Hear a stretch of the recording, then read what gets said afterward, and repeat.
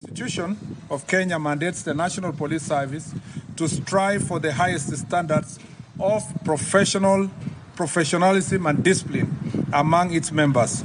Progressive police reforms globally aim to enhance public safety, improve public and community relations, and strengthen accountability. The Constitution further obligates the National Police to comply with the constitutional standards of human rights and fundamental freedoms. The servicemen and women are required to be trained to the highest possible standards and competence and integrity to respect human rights, fundamental freedoms, and dignity. Undoubtedly, the officers have committed themselves to their professional duty, and we have a tremendous improvement of policing in our country today because of these continuous reforms. We therefore applaud the personnel that have committed themselves to constitutional obligation of ensuring highest standards of professionalism and discipline. We condole with the families of those officers who have lost their lives in the line of duty.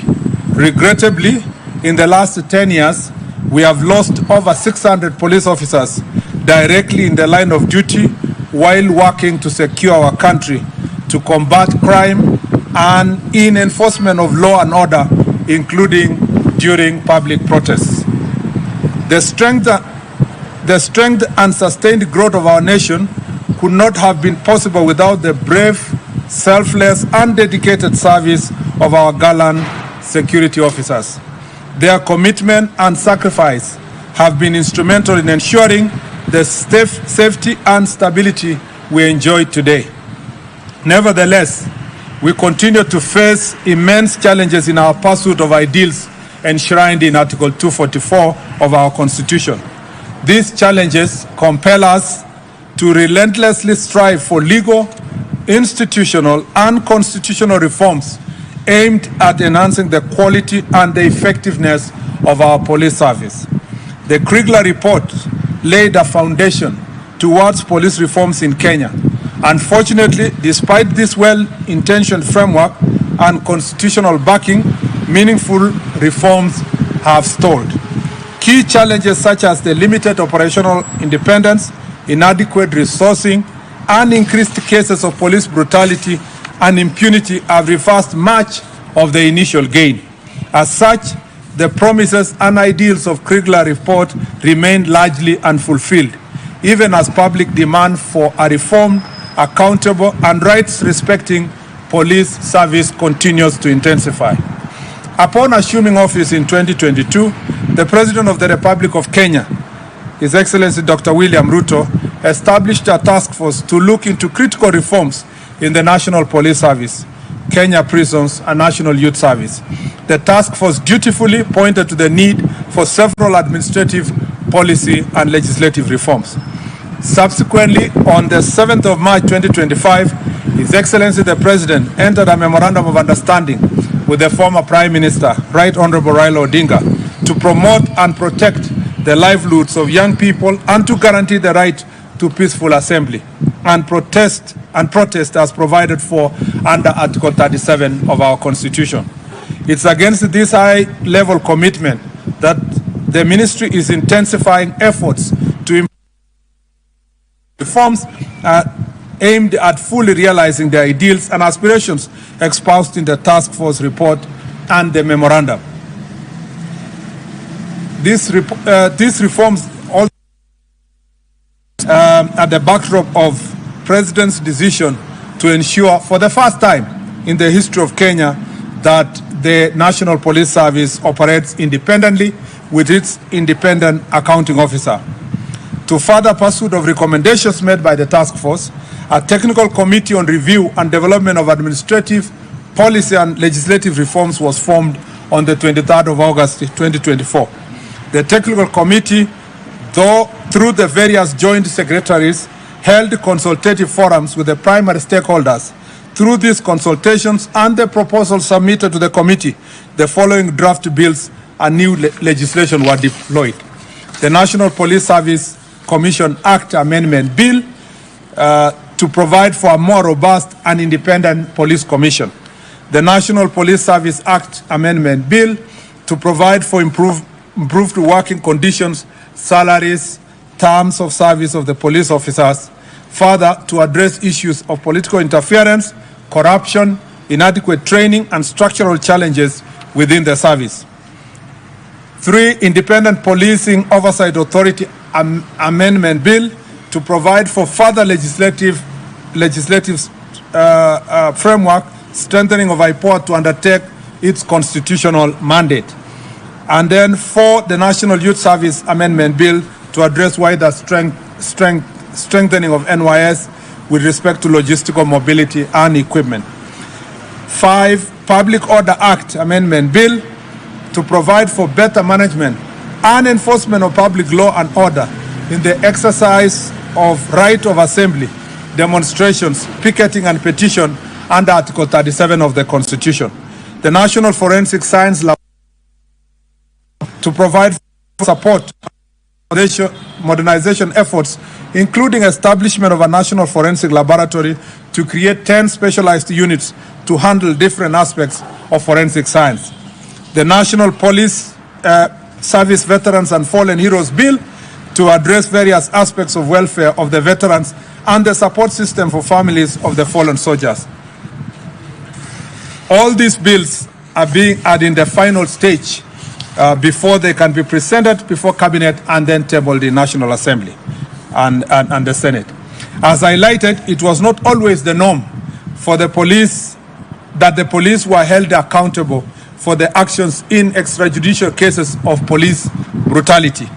Post the 2010 Constitution, we have had remarkable accountability framework that have led to the punishment of police officers, such as in William Kimani murder in 2016, where 3 police officers were convicted of death for the murder of human rights lawyer Willie Kimani, his client Josephat Mwendwa, and their driver Joseph Mwiruri.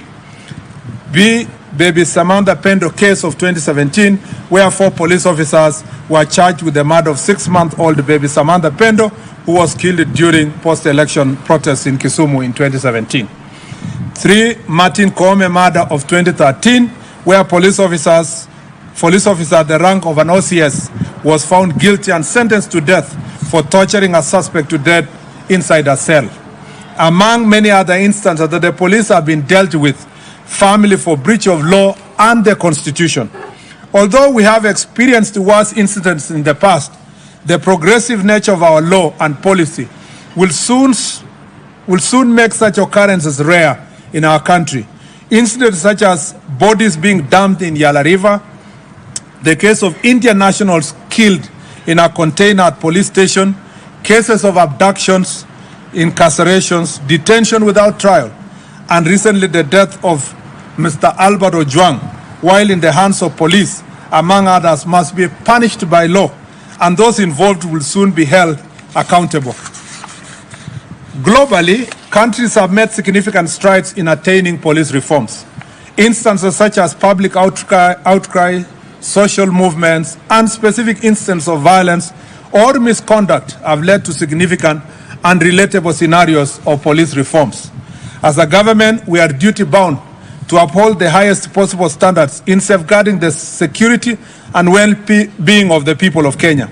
As the Cabinet Secretary responsible for internal security, I have initiated a program dubbed Jukwaa la Usalama as a proactive mission to engage Kenyans and the security organs in formulating priority areas of reform and enforcement of law. Our goals remain delivery of professional, accountable, and citizen-centered policing that meets the aspirations of our Constitution. To realize these objectives, the Ministry of Interior and National Administration remains firmly committed to pursuing reforms through adherence to the Constitution, continuous legislation, policy and administrative reforms, and adoption of international best practices. Upon consultation and introspection of the past and current incidents of police excesses, and in the aspiration of fulfillment of constitutional standards under Article 244, I have today directed the implementation of the following policy reforms framework in the National Police Service. First, on CCTV surveillance, it shall be mandatory to equip police stations with CCTV surveillance to enhance transparency and accountability. All the police stations currently standing at 1,209 shall have CCTV surveillance within the next 2 years. We shall be making proposals to Parliament to enact laws that criminalize tampering with CCTV cameras. The surveillance system shall be in the custody of the officer commanding station, and the said officer shall be required to ensure that the system is always functioning, and instances of fault, it shall be reported within 1 hour through the established chain of command.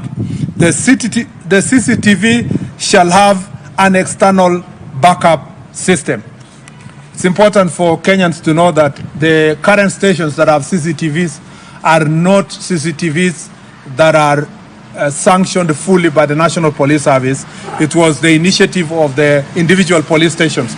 Now this shall be mandatory for the entire 1,209 police stations and other police stations that shall be constructed.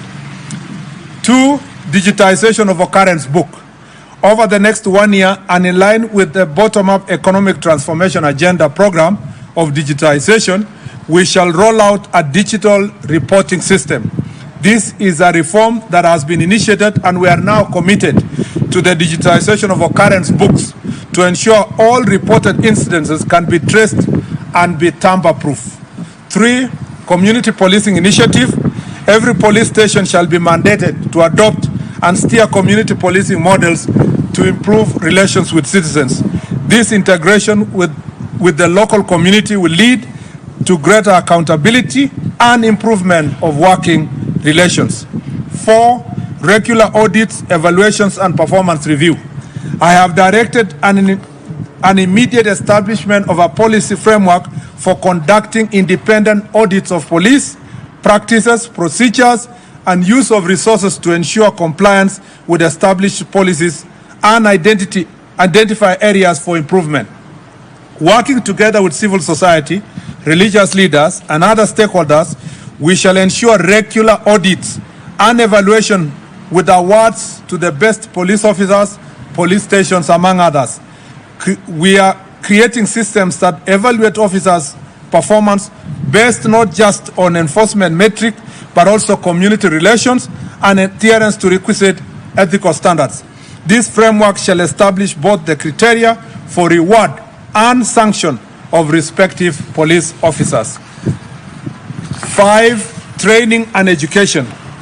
I have directed the establishment of continuous professional development training on all officers beginning with the OCSs, who shall be required to undertake minimum training annually on set of constitutional standards of the National Police Service as shall be developed in the curriculum. This marks the first step in restoring professionalism, discipline, and service excellence across all ranks. To achieve this, we shall work closely with the National Treasury and Parliament to ensure adequate resources are allocated.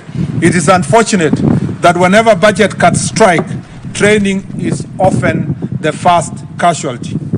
We are also forging partnership with development partners, public benefit organizations, and other stakeholders to sustain this initiative.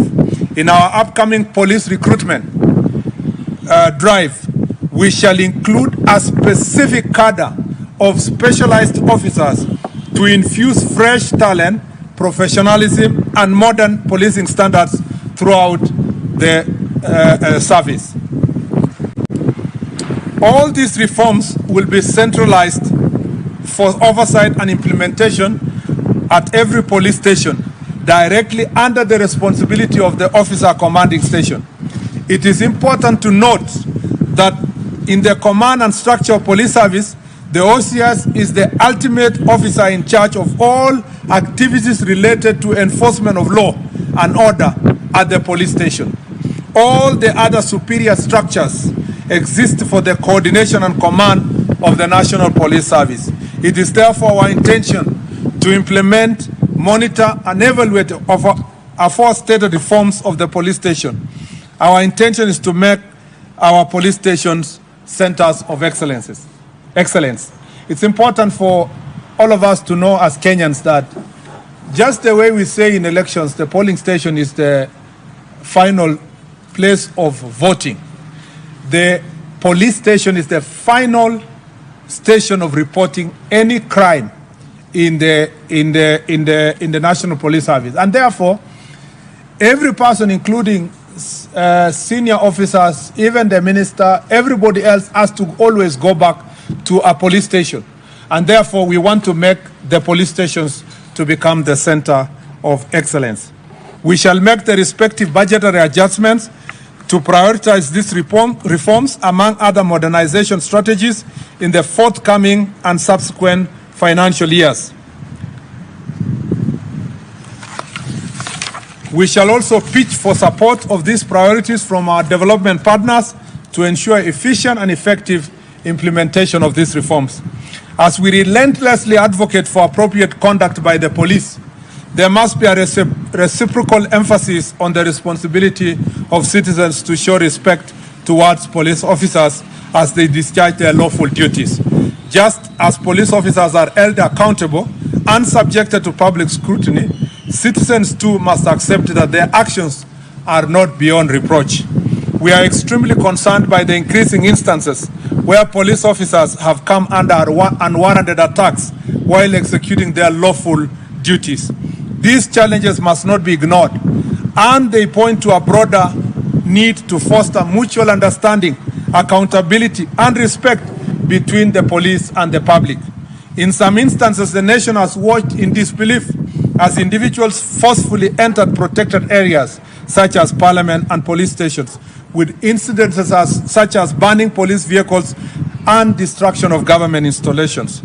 Equally alarming are cases involving mob justice, acts of banditry, and illegal possession and public display of firearms. Such acts not only threaten national security, but also undermine rule of law. In conclusion, I wish to give my highest assurance that the Ministry of Interior National Administration, working in concert with other government agencies and in close collaboration with the people of Kenya, will continue to pursue and implement the much needed reforms within the security sector. This process will be progressive and guided by the constitutional values, best practices, and the unwavering pursuit of justice and professionalism. I thank you. Are there any questions? Yes. We shall, for all the questions, please name and maybe the media house you represent.